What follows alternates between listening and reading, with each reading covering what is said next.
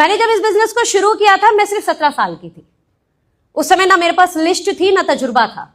Confidence तो मेरा ऐसा कि मुझे खड़े होकर बोलना पड़े तो मेरे हाथ कांपते थे, मेरे पैर कांपते थे, मेरे दिल की धड़कन बहुत तेज बढ़ जाती थी, मेरे कान गर्म हो जाते थे, मेरा मुंह कांपने लगता था। लेकिन उसके बाद भी हमने ये सफलता ली कैसे? रिजेक्शन से तो मुझे इतना डर लगता था, मैं इतनी अंदर अंदर कहानियां बनाती थी किसी को प्लान बताने से पहले कि क्या पूछ लेगा, मना कर देगा। तो कितने लोग मेरे जैसे हैं? होता है ऐसा। कई बार कुछ लोगों को हिम्मत करके बता भी देते थे तो हो सकता है शायद मेरे उम्र के कारण, शायद प्रोडक्ट में दम था तो लोग प्रोडक्ट ले लेते थे, लेकिन हम प्रोडक्ट बेचने तो आए नहीं। मैं सोचती थी बंदा बिजनेस करे मेरे साथ, लोग बिजनेस शुरू नहीं करते थे। अच्छा, कुछ लोग कर भी लेते थे तो थोड़े दिन में छोड़ देते थे। मैं कहती यार मेरा कारवा कब बनेगा, मेरा बिजनेस कब चलेगा। मैं ऐसी मीटिंग में आती रही। उस मीटिंग में कहानी मैंने सुनी थी, आपको सुना दूं, इजाजत हो तो सुना दूं? और यही मेरा मैसेज होगा। मैं बहुत ज्यादा लंबा समय नहीं लूंगी, मुझे पता है नाश्ता कुछ लोग करके आए, कुछ लोग नहीं भी करके आए, भूख लगी होगी लोगों को, राइट? स्टोरी सुनाई मेरे एक सीनियर लीडर ने इसी तरीके के हॉल में। और आप में से कितने लोग जानते हैं पक्षियों के राजा, पक्षियों में सबसे शक्तिशाली ईगल? एक बार हम शानदार क्लैपिंग कर सकते हैं तो बहुत लोग को पता है मैं क्या बताने जा रही हूं। उन्होंने मुझे ईगल की स्टोरी बताई। उन्होंने बोला देखो सोनम, ईगल की 70 साल लाइफ होती है। कितने साल? लेकिन जब वो 40 साल की उम्र का होता है ना तो उसका सबसे बड़ा स्ट्रगल का सबसे पेनफुल टाइम आता है। 40 साल की उम्र में उसके पंख इतने भारी हो जाते हैं कि उसके पंख उसके सीने से चिपकने लगते हैं और वो उड़ नहीं सकता। उसकी चोंच आगे की तरफ मुड़ जाती है, वो शिकार नहीं कर सकता। उसके पंजों में इतनी ताकत नहीं बचती कि वो किसी को पकड़ सके।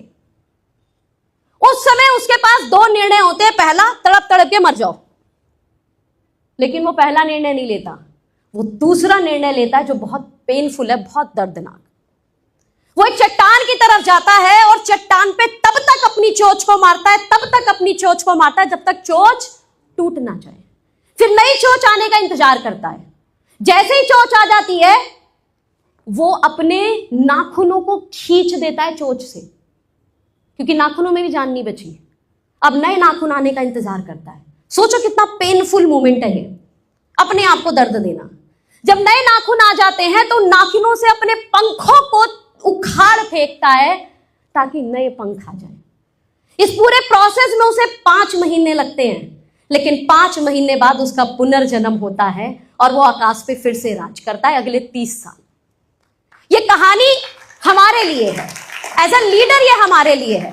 उन्होंने बोला सोनम, ये तेरा वही दर्द वाला समय चल रहा है। ये जो लोगों के रिजेक्शन है, हॉल में आती है, तुझे बड़ा अच्छा लगता है, इस बिजनेस में तू अपने सपनों को पूरा करना चाहती है, लेकिन बाहर कुछ लोगों की ना, ये दर्द है। कुछ लोग आकर छोड़ के चलेगा, ये दर्द है। कुछ लोगों ने बोला हम मीटिंग देखेंगे, लेकिन मीटिंग के समय फोन नहीं उठा रहे, ये दर्द है। तू अगर इसे झेल पाई तो हो सकता है तेरा जन्म लोअर मिडिल क्लास में हुआ बेटा, लेकिन अगर तू ये दर्द झेल गई तो तेरा पुनर्जन्म होगा जो रिच क्लास होगा।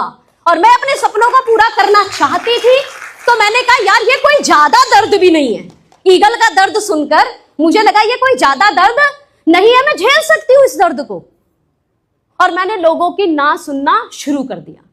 मुझे पता था कि ये बोल सकता है बाद में देखूंगा, हो सकता है ये मेरा फोन अभी उठा रहा है बाद में नहीं उठाएगा, लेकिन फिर भी कॉल करना। और प्रोसेस करते करते करते करते करते करते करते करते करते पुनर्जन्म हो गया। एक लोअर मिडिल क्लास की लड़की जिसने 17 साल की उम्र में इस बिजनेस को देखा था, जैसा सर बोल रहे थे, जैसा हमारा एक कपल बोल रहे थे, हमने वो सपने भी पूरे कर लिए जो हमने देखे ही नहीं थे। आज इस मीटिंग में मैं BMW से आई हूं। 17 साल की उम्र में मेरे पापा मुझे स्कूटी नहीं दिला रहे थे सिर्फ इसलिए कि पेट्रोल कौन डलवाएगा। पेट्रोल नहीं डलवाऊंगा मैं। हेलो, बात समझ पा रहे हैं? मेरा एक कमरे के घर में जन्म हुआ।